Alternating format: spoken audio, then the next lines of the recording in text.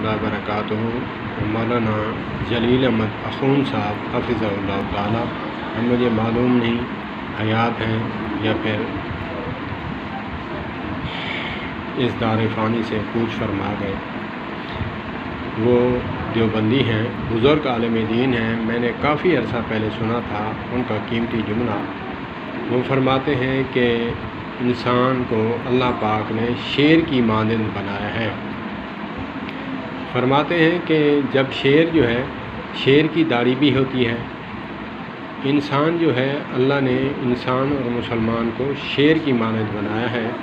اسی لیے شیر جو ہے جب پانی میں چلتا ہے، پانی کے بہاؤ کی طرف نہیں جاتا، مخالف سمت چلتا ہے، کیونکہ وہ شیر ہے۔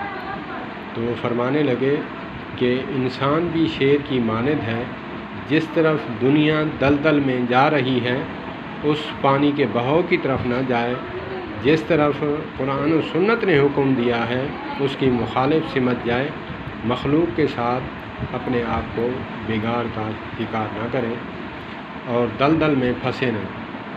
تو انہوں نے فرمایا کہ انسان جو ہے شیر کی مانند ہے اور شیر کی طرح رہنا سیکھے، جہاں دنیا جا رہی ہے باقی وہاں نہ جائے، اس کے مخالف جائے، جیسے قرآن و سنت نے کہا ہے۔ وہ پھر دوسری بات فرماتے ہیں کہ کلیہ اور اصول ہے کہ اللہ سے دور رہنے والا بندہ، اللہ تو ہمارے قریب ہے لیکن ہم اللہ سے بھاگتے ہیں۔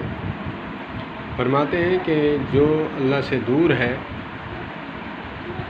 وہ بندہ گناہوں کی طرف دھستا چلا جاتا ہے، اور جو اللہ کے قریب ہے، اللہ کا دل میں خوف رکھتا ہے، وہ اچھائی کی طرف اور دین اسلام کی طرف چلتا جاتا ہے۔